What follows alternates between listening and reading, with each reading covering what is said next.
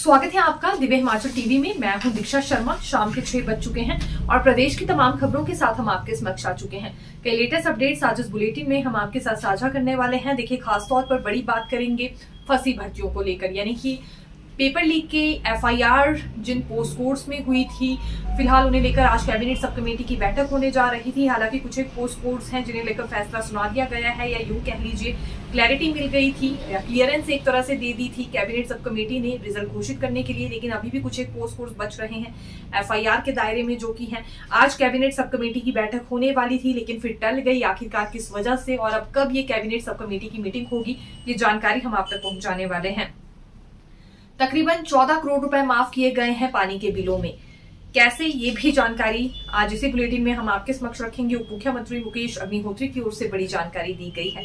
तीसरी बात special educator भर्ती को लेकर करेंगे, क्योंकि देखिए, अब इलेक्ट्रॉनिक डेवलपमेंट कॉर्पोरेशन के बाद नाइलेट के माध्यम से इस भर्ती पर भी रोक लगा दी गई है।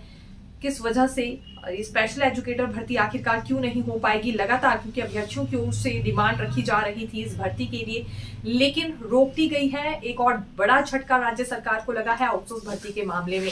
आउटसोर्स भर्ती में लगातार आखिरकार पेज क्यों फंसते जा रहे हैं, ये जानकारी हम आप तक पहुंचाएंगे। शुरुआत मौसम से करना चाहेंगे, क्योंकि देखिए, हिमाचल प्रदेश में लगातार ये प्रेडिक्शन जारी की जा रही है मौसम विज्ञान केंद्र की ओर से कि बारिश बर्फबारी होगी, और ये आज के लिए भी पूर्वानुमान जारी किया गया था। लेकिन देखने में क्या आया कि बारिश बर्फबारी फिर ऊपरी क्षेत्रों में ही हुई है, बारिश फिर नहीं हुई। हल्के बर्फ के फाहे गिरे हैं, जिसमें लाहौल स्पीति, रोहतांग दर्रा और शिंकुला दर्रा महज बताया जा रहा है। हालांकि मणिमहेश में भी कुछ बर्फ के फाहे गिरे हैं, ये जानकारी सामने आई है। लेकिन बारिश को लेकर फिर नामो निशान नहीं है। लगातार ये पूर्वानुमान जारी किया जाता है कि बारिश बर्फबारी हो सकती है, लेकिन मध्य पर्वतीय क्षेत्रों में सूखे जैसे हालात बन गए हैं और ये चिंताजनक विषय हो गया है। अगर आने वाले दिनों में भी ड्राई स्पेल मध्य पर्वतीय क्षेत्रों में और मैदानी इलाकों में नहीं टूटता है, तो कई तरह की परेशानियों से रूबरू हिमाचलियों को फिर होना पड़ सकता है। दिसंबर का महीना शुरू हो गया है और बारिश का भी कोई नामो निशान नहीं है। कई सालों बाद इस तरह की स्थिति हिमाचल प्रदेश में देखने के लिए मिली है।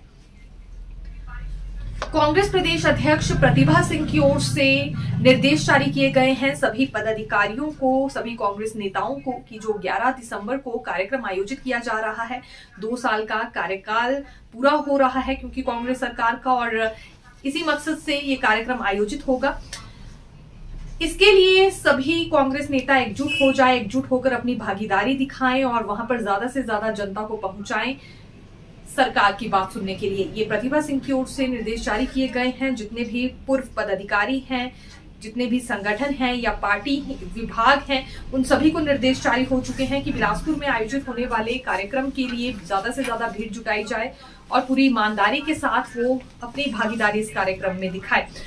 कुछ बड़ी बातें भी प्रतिभा सिंह की ओर से कही गई है, जिसमें पहली बात इनकी ओर से ये कही गई है कि देखिए, केंद्र सरकार ने कोई भी मदद हिमाचल सरकार की नहीं की। जब प्राकृतिक आपदा आई तो उस वक्त भी प्रभावितों को मदद पहुंचाने के लिए केंद्र सरकार की ओर से कोई सहयोग नहीं किया गया। ये बड़ी चुनौती थी राज्य सरकार के लिए, लेकिन उसके बावजूद भी राज्य सरकार ने अपने स्तर पर राहत पैकेज घोषित किया था और पूरा करने में भी सफल रही है। दूसरी बात प्रतिभा सिंह की ओर से ये कही गई कि बीच में बहुत से अप्स एंड डाउन्स भी कांग्रेस सरकार को देखने पड़े। बार बार षड्यंत्र रचे गए कांग्रेस सरकार को गिराने के लिए।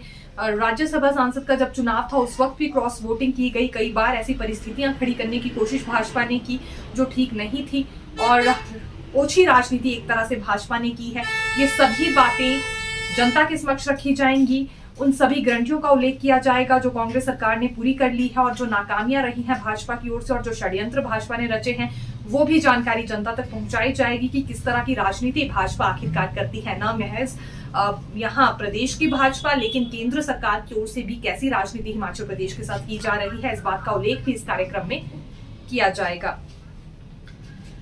देखिए, नेता प्रतिपक्ष जयराम ठाकुर ने स्वास्थ्य पर सरकार को घेरा है। नेता प्रतिपक्ष का कहना है कि मुख्यमंत्री सबको बड़ी बड़ी बातें करते हैं, लेकिन क्या वो अखबार नहीं पढ़ते? स्वास्थ्य को लेकर किस तरह की खबरें छप रही है, इस पर उन्हें ध्यान देना चाहिए। और तो और अब कैंसर की दवाई तक उपलब्ध नहीं करवाई जा रही है अस्पतालों में। इससे बुरी स्थिति कुछ नहीं हो सकती है। जो मरीज हैं उन्हें ऑपरेशन बेड से लौटाया जा रहा है क्योंकि सुविधाएं नहीं हैं और वो मशीनरीज, दवाइयां नहीं है। सरकार के पास ये एक बड़ा कारण है, ये दुर्भाग्यपूर्ण स्थिति है। अगर स्वास्थ्य में यहाँ बेहतरीन सुविधाएं नहीं दे सकते हैं तो अन्य क्षेत्रों में, यानी कि जो अन्य विभाग है वहां पर क्या ही उम्मीद लगाई जा सकती है सरकार से। ये नेता प्रतिपक्ष की ओर से बड़ी बात कही गई है और इन्होंने ये भी माना है कि आला कमान को तो भले ही, यानी कि हाई कमान को भले ही यहाँ गुमराह कर रहे हैं सीएम सुक्खू, लेकिन प्रदेश की जनता को नहीं कर पाएंगे। भाजपा ऐसा होने नहीं देगी, ये भी इनकी ओर से चेतावनी दी गई है। देखिए, उप मुख्यमंत्री मुकेश अग्निहोत्री की ओर से आज एक बड़ा दावा किया गया है। आज इन्होंने प्रेस वार्ता बुलाई थी। अब देखिए, रोजाना हमें किसी न किसी मंत्री की ओर से अब प्रेस वार्ता देखने के लिए मिलेगी। कारण बड़ा ये है कि भाजपा ने एक रणनीति तैयार की है जिसमें वो एक एक करके सभी गारंटियों पर कांग्रेस सरकार को घेर रहे हैं। यानी कि रोजाना भाजपा का कोई नया चेहरा सामने आता है और गारंटियों पर घेर रहे हैं कांग्रेस सरकार को। लेकिन इसी पर पलटवार करने के लिए रोजाना मंत्रियों की ओर से भी प्रेस वार्ता बुलाई जाएगी। आज उप मुख्यमंत्री मुकेश अग्निहोत्री की ओर से इसकी शुरुआत हो चुकी है। डिप्टी सीएम का कहना था कि अगर एक और झटका देने की कोशिश भाजपाइयों ने कांग्रेस को की तो 40 के बजाय 45 एमएलए की संख्या कांग्रेस में होने वाली है। ये उन्होंने कड़ा जवाब दिया है उस बात का जो भाजपाई बार बार कहते हैं कि उनके संपर्क में कुछ एक कांग्रेस नेता चल रहे हैं, कुछ कांग्रेस एमएलए उनके संपर्क में हैं। अभी भी भाजपा चाहे तो उनकी संख्या बढ़ सकती है। तो इसका जवाब देते हुए डिप्टी सीएम ने कहा कि 40 से 45 अब उनकी संख्या हो जाएगी, यानी कि कांग्रेस सरकार की संख्या 40 से 45 एमएलए की होने वाली है। और ये इसीलिए होगा अगर भाजपा एक और षड्यंत्र रचती है। ये बड़ा जवाब कहना चाहेंगे अभी, क्योंकि 40 एमएलए देखिए कांग्रेस में हैं और अब ये 40 से 45 करने का दावा आज डिप्टी सीएम की ओर से कर दिया गया है। और इस वजह से किया गया क्योंकि भाजपा लगातार ये बात कह रही थी कांग्रेस नेता भाजपा के संपर्क में हैं, ये कभी भी भाजपा में शामिल हो सकते हैं। लेकिन उल्टा पलटवार एक तरह से हम कह सकते हैं संख्या को लेकर डिप्टी सीएम इन पर कर गए हैं। दूसरी बात डिप्टी सीएम ने ये भी कही कि हिमाचल को मिलने वाली आर्थिक मदद रुकवाई जा रही है प्रदेश भाजपा की ओर से। और तो और अगर कुछ बड़े प्रोजेक्ट्स में केंद्र सरकार की ओर से दखल अंदाजी की जाए, जैसे बीबीएमबी है या शानन प्रोजेक्ट है, तो हिमाचल प्रदेश को बड़ी राहत मिल सकती है। लेकिन हिमाचल प्रदेश के साथ भेदभाव हो रहा है क्योंकि ये कांग्रेस शासित राज्य है। नेता प्रतिपक्ष जयराम ठाकुर पर बड़ी टिप्पणी आज मुकेश अग्निहोत्री की ओर से की गई है, जिसमें उनका कहना है कि 2 साल हो गए हैं सत्ता से बाहर हुए भाजपाइयों को, लेकिन अभी तक उनका दर्द कम नहीं हुआ है। इस दर्द को झेल नहीं पा रहे हैं, इसीलिए बार बार षड्यंत्र रचते हैं और ये दिखाने की कोशिश करते हैं कि कभी भी अपनी सरकार बना लेंगे। लेकिन ऐसा नहीं होने वाला है। पूरे 5 साल तक कांग्रेस की ही सरकार यहाँ चलने वाली है। और तो और कांग्रेस की सरकार में एमएलए की संख्या भी और ज्यादा बढ़ सकती है। ये भी आज इनकी ओर से बड़ा दावा किया गया है।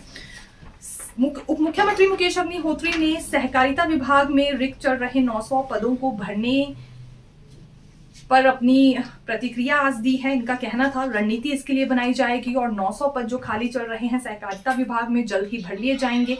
इसलिए भरे जाएंगे क्योंकि ग्रामीण अर्थव्यवस्था को मजबूत करने में सहकारी समितियों का बड़ा सहयोग रहता है और अभी भी हिमाचल प्रदेश के तकरीबन 4500 करोड़ रुपए जमा है सहकारी समितियों के पास ही। इसीलिए इन्हें मजबूत करने के लिए और भी कदम उठाए जाएंगे। तकरीबन 1789 सहकारी समितियां बताई गई हैं जिनका कंप्यूटरीकरण किया जाएगा, यानी कि टेक्निकली स्ट्रांग बनाया जाएगा ताकि और ज्यादा तीव्रता से और गुणवत्ता से काम हो सके। यह आंकड़ा भी आज एक सम्मेलन में उप मुख्यमंत्री की ओर से दिया गया। दरअसल इस सम्मेलन में 5276 सहकारी समिति के करीब 300 प्रतिनिधि पहुंचे थे और जो कदम उठाए जाएंगे सहकारी समितियों को मजबूत करने के लिए, फिर चाहे कंप्यूटरीकरण को लेकर है या 900 पदों पर भर्ती के हैं, कितनी ज्यादा जल्दबाजी अब इसमें सरकार दिखाने वाली है, ये संकेत आज उप मुख्यमंत्री की ओर से दिए गए हैं। तो जल्दी ही स्टाफ भी मिलेगा, इसके अलावा कंप्यूटरीकरण भी कर दिया जाएगा और आत्मनिर्भर पूरी तरह से सहकारी समितियों को बनाया जाएगा।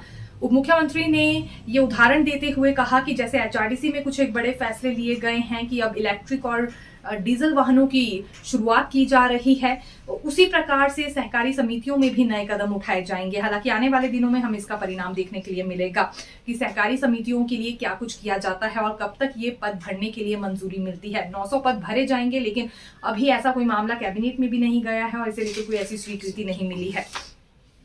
पौंग बांध से विस्थापित 6736 परिवारों का राज्य सरकार पुनर्वास करेगी। इन सभी परिवारों को राजस्थान में जमीन दी जाएगी। इसके लिए अगले महीने बैठक का आयोजन किया जाएगा। राजस्व मंत्री जगत सिंह नेगी ने ये बात कही है। आज दरअसल विस्थापितों की उच्च स्तरीय कमेटी के साथ इन्होंने बैठक ली थी। इसमें उच्च स्तरीय समिति ने बताया कि कौन कौन से कदम अभी तक विस्थापितों के लिए उठाए गए हैं। लेकिन अगले माह राजस्व विभाग के साथ राजस्व मंत्री जगत सिंह नेगी बैठक लेने वाले हैं और अगली प्लानिंग की जाएगी इन्हें विस्थापित करने के लिए, या यूं कह लीजिए कि नया पुनर्वास देने के लिए। अभी दरअसल पौंग बांध के समय जो लोग विस्थापित हो गए थे उन्हें राजस्थान में जमीन देने की बात हुई थी, तो पुनर्वास इन्हें दिया जाएगा। इसके लिए ही अब सरकार की ओर से कदम उठाए जाएंगे। ये भी जानकारी दी गई है राजस्व मंत्री जगत सिंह नेगी की ओर से कि पौंग बांध परियोजना के लिए वर्ष 1976 से 67 में ये 75,268 एकड़ जमीन का अधिग्रहण किया गया था। इस परियोजना के लिए 340 गांवों का अधिग्रहण किया गया और 20,722 परिवार प्रभावित हुए। भूमि आवंटन के लिए 16,352 परिवार पात्र पाए गए। 4,370 परिवारों के पास भूमि नहीं थी जो कि प्लॉट आवंटन के लिए पात्र पाए गए हैं। प्रदेश सरकार द्वारा 15,385 परिवारों को पात्रता प्रमाण पत्र जारी किए गए हैं। देखिए, फंसी भर्तियों पर फैसला एक दफा फिर टल गया है, या यूं कह लीजिए कि मीटिंग एक दफा फिर टल गई है। पेपर लीक में एफआईआर जिन पोस्ट कोड्स पर दर्ज की गई थी उनमें से बहुत सारे शेष रह रहे हैं जिन्हें क्लियरेंस नहीं मिली है कैबिनेट सब कमेटी की ओर से। इस कैबिनेट सब कमेटी के अध्यक्ष हैं उप मुख्यमंत्री मुकेश अग्निहोत्री। आज खुद ही डेप्यूटी सीएम मुकेश अग्निहोत्री की ओर से बड़ी स्टेटमेंट दी गई कॉन्फ्रेंस के दौरान कि ये अब कैबिनेट सब कमेटी की बैठक आज शाम को लेने वाले हैं। लेकिन संबंधित अधिकारी इस मीटिंग के लिए फ्री नहीं थे क्योंकि पहले से ही मुख्यमंत्री के साथ बैठक ले रहे थे पोषण हार पर। इस वजह से फ्री नहीं हो पाए और ये कैबिनेट सब कमेटी की मीटिंग नहीं हो पाई। लेकिन संभावना है कि अगले कल होगी। महज पोस्ट कोड 980 नहीं बल्कि अन्य पोस्ट कोड्स को लेकर भी एक साथ ही इसमें फैसला सुनाया जा सकता है, क्योंकि एफआईआर के दायरे में जितने भी पोस्ट कोड्स अभी बचे हैं, क्लियरेंस जिन्हें नहीं मिली है, एक साथ इन पर अगले कल निर्णय होने वाला है। जिसके बाद अगली बात कैबिनेट पर छोड़ दी जाएगी कि कब तक और कितनी जल्दी इसमें रिजल्ट घोषित करने से लेकर नियुक्ति देने तक की प्रक्रिया पूरी की जाती है। मुख्यमंत्री सुक्खू भी आज एक जरूरी बैठक ले रहे थे और सुबह से लेकर इस बैठक का सिलसिला जारी है। दरअसल जो नीति आयोग के मेंबर डॉक्टर वीके पॉल हैं, ये हिमाचल दौरे पर हैं और इन्हीं के साथ ये पोषण हार को लेकर बैठक हो रही है। छात्रों के पोषण हार को लेकर स्वास्थ्य सचिव क्योंकि एम सुधा देवी हैं तो उन्हें भी इस बैठक में शामिल होना पड़ा और उनके पास कार्मिक का जिम्मा भी है। तो कार्मिक का जिम्मा होने के नाते कैबिनेट सब कमेटी वाली मीटिंग में इन्हें जाना था लेकिन नहीं जा पाई। पहले से मुख्यमंत्री के साथ मीटिंग में व्यस्त थी। इसी तरह से बाकी अधिकारी भी इस मीटिंग में व्यस्त रहे तो बैठक टल गई है। अब अगले कल होने की पूरी संभावना है और सभी पोस्ट कोड्स पर एक साथ फैसला आ जाएगा, ये भी माना जा रहा है। 14 करोड़ का पानी का बिल माफ कर दिया गया है। ये एरियर की हम बात कर रहे हैं। राज्य सरकार की ओर से फैसला लिया गया है कि पानी के बिल का एरियर माफ कर दिया जाएगा। खासतौर पर ग्रामीण क्षेत्रों के लिए ये बड़ा निर्णय लिया गया। आज डेप्यूटी सीएम ने आंकड़ा रखा है कि तकरीबन 14 करोड़ का बिल माफ कर दिया गया है। अब लेकिन इसके बाद ग्रामीण क्षेत्रों में भी प्रति माह प्रति कनेक्शन के हिसाब से 100 रुपए लिए जाएंगे, जबकि लागत 600 से 700 रुपए तक की है। तो ये भी बड़ी जानकारी कहेंगे। ये दरअसल ग्रामीणों की ओर से ही विरोध जताया गया था जो कि इनसे बिल मांगे जा रहे थे और बिल में एरियर भी चार्ज किया गया था जल शक्ति विभाग की ओर से। लेकिन अभी विधायक दल की बैठक हाल ही में मुख्यमंत्री ने ली और उसमें विधायकों की ओर से मुद्दा रखा गया, जिसके बाद सरकार ने निर्णय लिया कि पानी के बिल का एरियर माफ कर दिया जाएगा, यानी कि पिछली बकाया राशि नहीं ली जाएगी। लेकिन अब आने वाले दिनों में प्रति माह प्रति कनेक्शन 100 रुपए जरूर लिए जाएंगे और इसमें भी राहत है क्योंकि हर महीने पानी देने के लिए 600 से 700 रुपए की लागत आती है, लेकिन यहाँ 100 रुपए ही बिल लिया जाएगा। आउटसोर्स भर्ती में एक और बड़ा झटका राज्य सरकार को लगा है। बात स्पेशल एजुकेटर भर्ती की हम कर रहे हैं। देखिए, पिछले कल ही ये ऑर्डर पास हुआ है एक और स्टे का स्पेशल एजुकेटर भर्ती में। इससे पहले भी 2 आउटसोर्स भर्तियों पर इसी तरह से स्टे लग चुका है। फिर चाहे एनडीटी भर्ती की बात करें, एनएचएम भर्ती को लेकर जानकारी दे। इलेक्ट्रॉनिक डेवलपमेंट कॉर्पोरेशन के बाद अब नाइलेट कंपनी की ओर से करवाई जा रही स्पेशल एजुकेटर भर्ती पर भी स्टे लग गया है। ये 11 दिसंबर को वॉक इन इंटरव्यूज होने जा रहे थे लेकिन अब नहीं हो पाएंगे। कारण बड़ा ये है कि दोबारा से यहाँ याचिकाकर्ता की ओर से आरोप लगाया गया है कि अभी तक पिछली कंपनियों का ब्यौरा सार्वजनिक नहीं किया गया है। ये दरअसल बेरोजगार संघ के अध्यक्ष हैं बालकृष्ण, इन्हीं की ओर से बार बार आउटसोर्स मामले पर कोर्ट का दरवाजा खटखटाया जा रहा है और इस बार इन्होंने आरोप ये लगाया कि अभी तक पिछली आउटसोर्स कंपनीज का जो ब्यौरा मांगा गया था वो सार्वजनिक नहीं किया गया है और उसके बाद भी सरकार नहीं मान रही है। एक और आउटसोर्स भर्ती करने जा रही है स्पेशल एजुकेटर की और ये भारत सरकार की कंपनी या एजेंसी कह लीजिए उसके थ्रू, नाइलेट कंपनी के थ्रू भर्ती करवाई जा रही है, जिसमें 500 रुपए फीस ली गई है। तकरीबन ये 30 पद भरे जा रहे थे। 27 पद प्राइमरी में, 1 पद सेकेंडरी में और 2 पद इसमें असिस्टेंट प्रोग्रामर के भरे जा रहे थे। 500 रुपए इसके लिए फीस ली गई है। ये याचिकाकर्ता का कहना है कि ना कोई प्रोसीजर तैयार किया जाता है, ना आरएनपी रूल्स के तहत ये भर्ती होती है और भारी भरकम इसमें फीस ले ली जाती है। इस सब के बीच जब ये ऑर्डर्स दिए गए थे हाईकोर्ट की ओर से कि सभी आउटसोर्स कंपनियों का ब्यौरा सार्वजनिक किया जाए, तो सरकार ने वो भी नहीं सुनी और इसी बीच एक और नई भर्ती सरकार करवाने जा रही है, जो कि उचित कदम नहीं है। इसी का इन्होंने विरोध जताया और उसके बाद स्पेशल एजुकेटर भर्ती में भी स्टे लग चुका है। अभी फिलहाल नाइलेट कंपनी को भी इस भर्ती को करवाने में इंतजार करना होगा और इलेक्ट्रॉनिक डेवलपमेंट कॉर्पोरेशन के माध्यम से भी कोई भर्ती नहीं होने वाली है।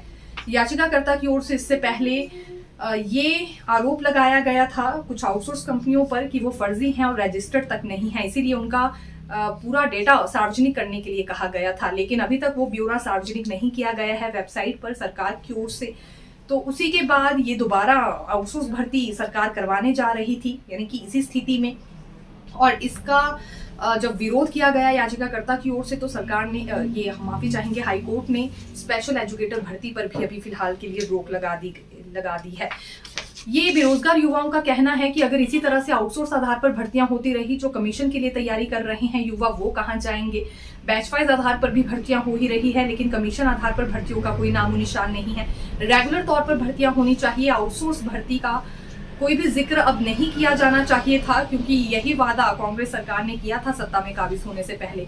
लेकिन लगातार अब आउटसोर्स भर्तियां ही हो रही हैं, कमीशन वाइज कोई भर्तियां हो नहीं रही। और आउटसोर्स भर्तियां भी इस तरह की है जिसमें ना आरएनपी रूल्स हैं, ना अन्य कोई प्रोसीजर तैयार किया गया है। अपने चहेतों को लाभ पहुंचाने के लिए सीधे तौर पर ये भर्तियां करवाई जा रही हैं ऐसी कंपनियों के थ्रू जो कि रजिस्टर्ड तक नहीं है।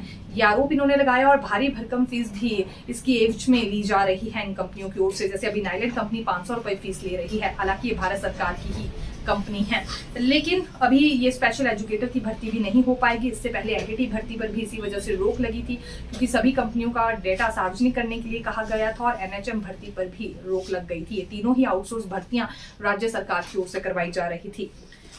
राजस्व मंत्री जगत सिंह नेगी की अध्यक्षता में मंत्रिमंडलीय उप समिति की बैठक हुई है। इसमें कुछ आंकड़े सामने आए हैं। दरअसल इस बैठक में ये बताया जाता है कितनी कैबिनेट मीटिंग्स हुई हैं और उनके कितने निर्णय लागू कर दिए गए हैं। अभी तक वर्तमान सरकार की 16 कैबिनेट बैठकें हो चुकी हैं और 288 इसमें निर्णय लिए गए हैं। बैठक में ये बताया गया कि 263 निर्णय पूरी तरह से लागू कर दिए गए हैं। बैठक में आज शेष 15 निर्णयों को लेकर चर्चा की गई, जिसमें वन, सामान्य प्रशासन विभाग, स्वास्थ्य, बागवानी, उद्योग, राजस्व, परिवहन, कृषि और कार्मिक विभाग से जुड़े निर्णय शामिल हैं। यानी कि 15 निर्णय रह गए हैं, कब तक लागू किए जाएंगे इसके लिए भी एक डेडलाइन आज तय हो चुकी है। तो ये राजस्व मंत्री जगत सिंह नेगी की अध्यक्षता में बैठक हुई है। राष्ट्रपति के ग्रीष्म आवास रिट्रीट 7 दिसंबर 2024 को शरद उत्सव के विशेष संस्करण की मेजबानी करेगा। यह एक दिवसीय कार्यक्रम हिमाचल प्रदेश की समृद्ध सांस्कृतिक विरासत का जश्न मनाने के लिए समर्पित है। यह आयोजन राष्ट्रपति भवन को सांस्कृतिक केंद्र में परिवर्तित करने की परिकल्पना पर आधारित है। ये एक छोटी सी जानकारी जो कि राष्ट्रपति निवास में कार्यक्रम होने जा रहा है उससे जुड़ी हम आपके लिए लेकर आए थे। देखिए, जुब्बल के साथ लगते एक गांव बराल में एक हफ्ते पहले बड़ा हादसा पेश आया था। महिला बहुत बुरी तरह से आग में झुलस गई थी और उपचार के लिए महिला को पीजीआई भर्ती किया गया था, लेकिन एक हफ्ते बाद महिला ने अपना दम तोड़ दिया है। लेकिन महिला के पिता ने उसके पति पर लापरवाही का आरोप लगाया है कि एलपीजी गैस के साथ पेट्रोल रखा गया था और पेट्रोल रखने की लापरवाही महिला के पति ने की, जिस वजह से महिला को आग में झुलसना पड़ा और अब उसकी मौत हो गई है। यहाँ पुलिस ने मामला दर्ज कर लिया है धारा 103 के तहत। अब इसमें अगली जांच की जाएगी और पति की लापरवाही थी या नहीं थी, क्योंकि महिला के पिता की ओर से ही उसके पति पर यह आरोप लगाया जा रहा है और ये जुब्बल के साथ लगते बराल गांव का मामला है। अगली बात आईपीएस अधिकारी विमल गुप्ता से जुड़ी करेंगे, ये क्योंकि आईजी विजिलेंस होंगे। ये मुख्य सचिव ने इन्हें लेकर तबादला आदेश जारी कर दिए हैं। Vigilance and anti corruption bureau का काम इससे पहले विमल गुप्ता देख चुके हैं।